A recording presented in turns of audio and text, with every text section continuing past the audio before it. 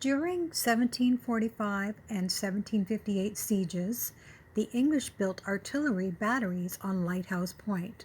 From here they could fire on French warships and on the Island Battery. The Island Battery contributed greatly to defending the harbor and the fortified town. The Island Battery consisted of 3 curved stone walls on the 3 sides and a rocky ridge on the 4th side, and 30 mounted cannons. The English were able to move their ships closer to the harbor and provide reinforcement to the land assault by disabling the Island Battery. After the British successfully landed troops several kilometers southwest of the fortified town, the French abandoned the defensive battery.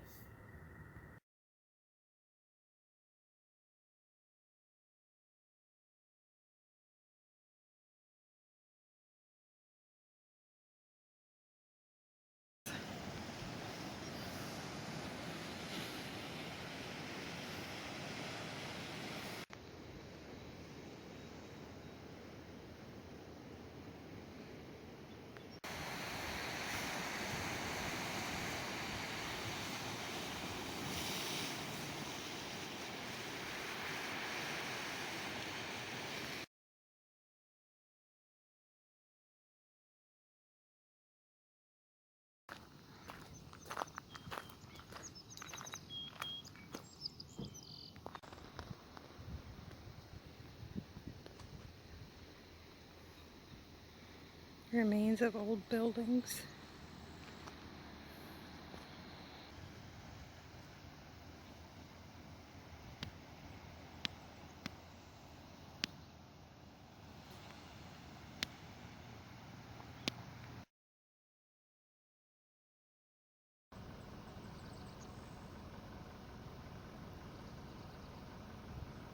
Fortress Louisburg, and of course I didn't realize Canada Day is free for everybody, so it is very, very busy.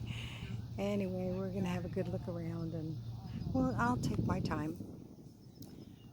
Just gonna enter.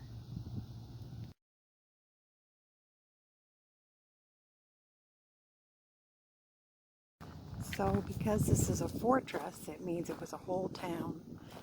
It's only about a fifth of the size it was, and it held between 4,000 and 5,000 people lived here. The community of Louisbourg was home to soldiers, fishermen, officials, innkeepers, servants, and slaves. It was a French colonial capital for 50 years. They left lots of archaeological records, vast archives of official and personal correspondence, legal and business records, registers, plans, maps, and after-death inventories of the diverse residents who lived here. Since the fall of Louisburg, many people were inspired to research and collect objects connected to the lives of its citizens and to protect its ruins. Their work made it possible to recreate the fortress. About a quarter of the buildings and fortifications are on the original foundations. Property records were used to see who owned and lived or worked in the buildings.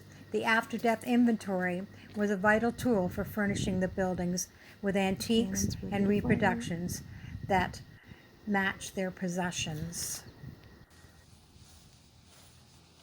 Oh, it's nice and cool in this room. It's a powder house, but it is locked, so you can't go inside.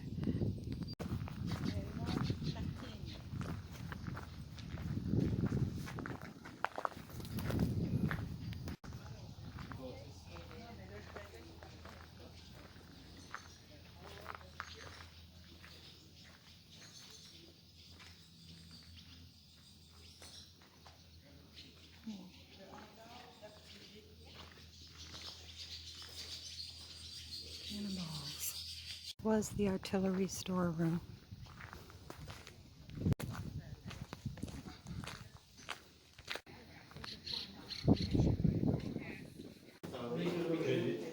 Ici, c'est la forge militaire. On fait toutes les réparations pour l'artillerie et aussi pour les bâtiments du gouvernement.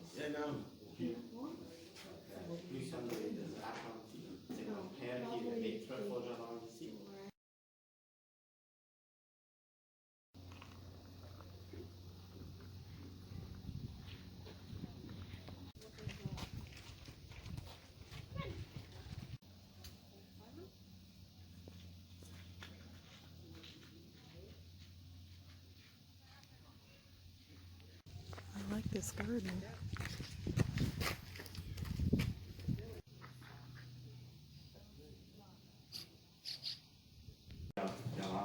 All kinds of gallons.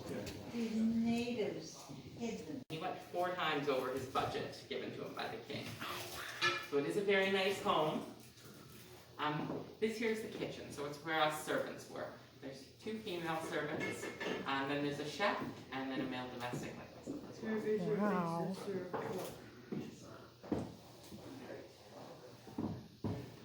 That fire's pretty hot today, eh? It's very hot, yes. I regret chopping. No, Yeah. you gotta respect Yeah. what the other. Those are my colors.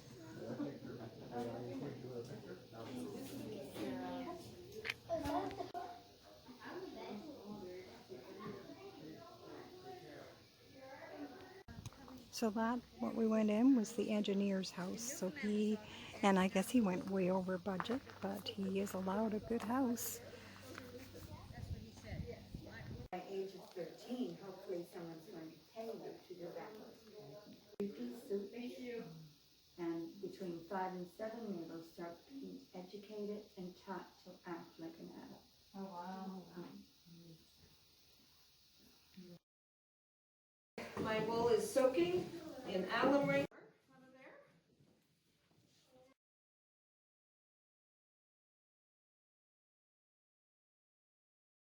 So I'm actually just correcting a few mistakes, trying to get things, and it's been moved over the course of the winter, so it's got a few things out of place. So I'm just trying to tidy it up a little bit before we get started on it. It's a lovely day out there, isn't it? Yes, it is. Really, really nice. I stayed to hide from my children. I'm here to visit the madame. I'm still feeling a bit under the weather after her recent birth, but still a nice time. Oh yes, absolutely.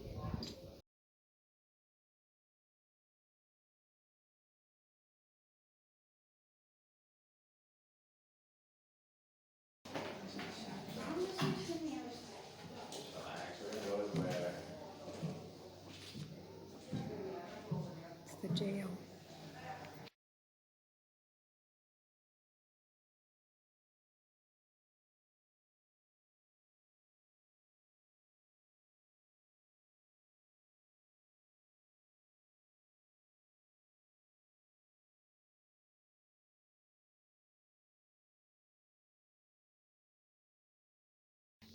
Welcome to the soldiers' barracks. Thank you.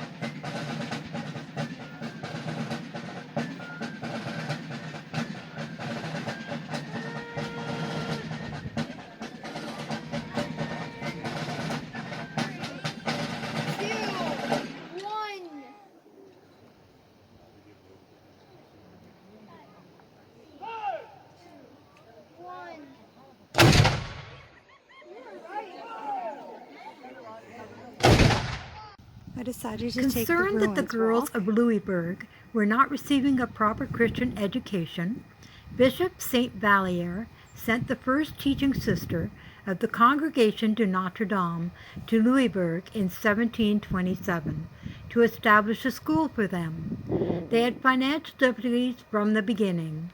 The sisters still managed to run a school where boarders and day students were taught reading, writing, needlework, etiquette, and the fundamentals of the Roman Catholic faith.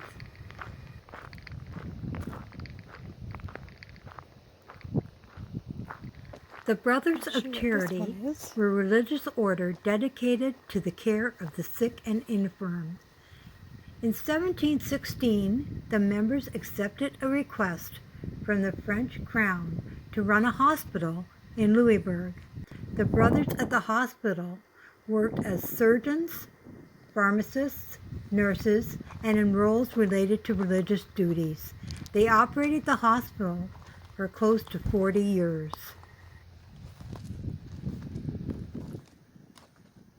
Bird's getting a drink.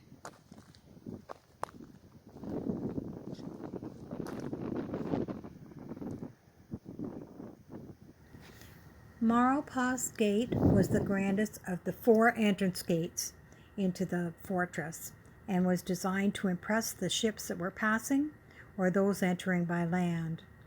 After the second siege, the ornate cut stone was pillaged and it was taken to places such as Boston and Halifax. The mounds on both sides are remains of the stone walls that used to surround the town.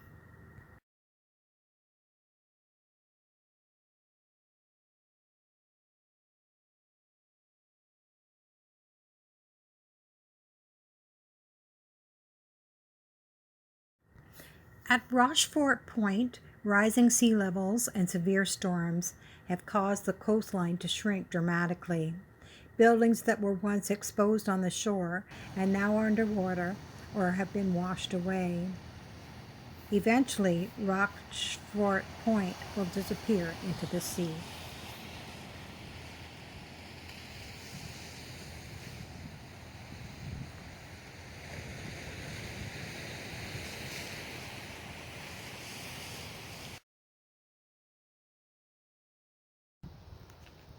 I'm gonna sit down and have my loaf of bread I bought from the bakery here.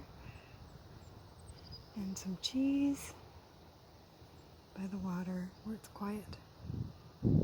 On my rock for my lunch. And this is my view.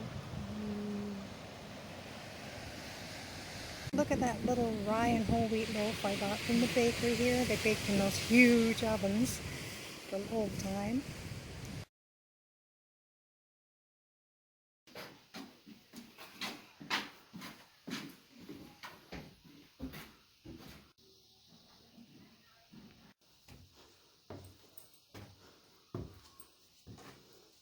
It's a storeroom too.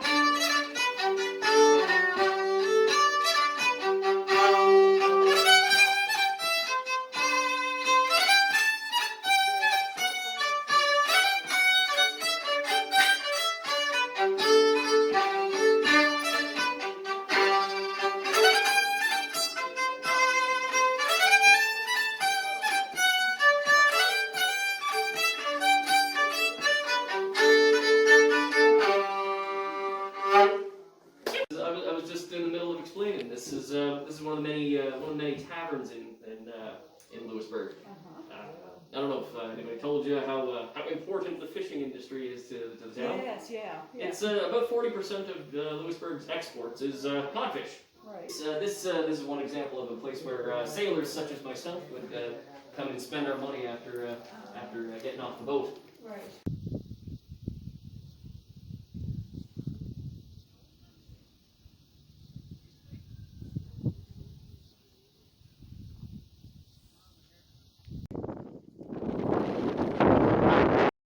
Julian Fizzle was a merchant, an innkeeper, and owner of fishing properties at Louisbourg.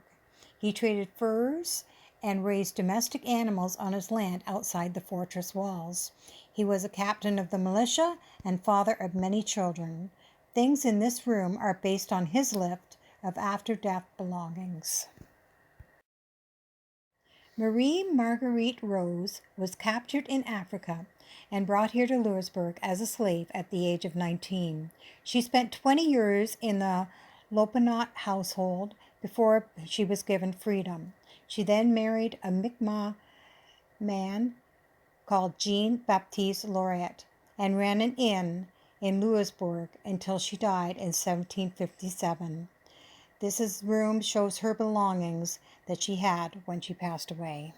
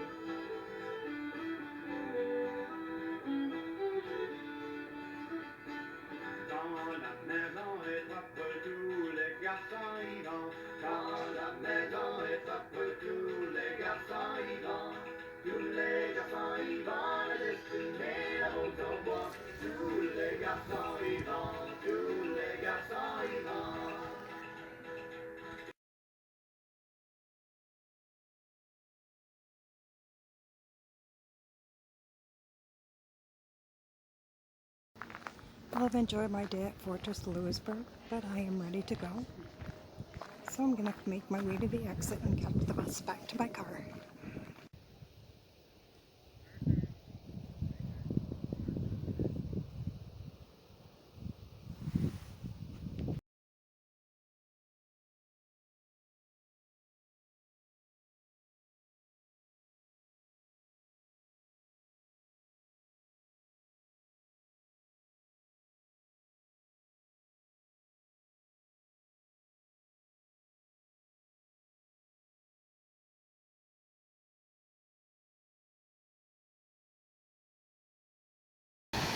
Well, I checked into my motel room.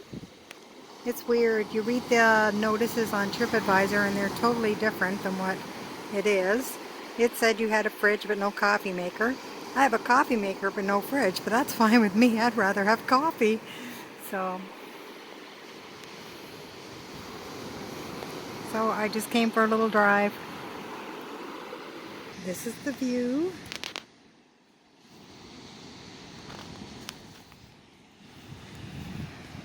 This is what we have today.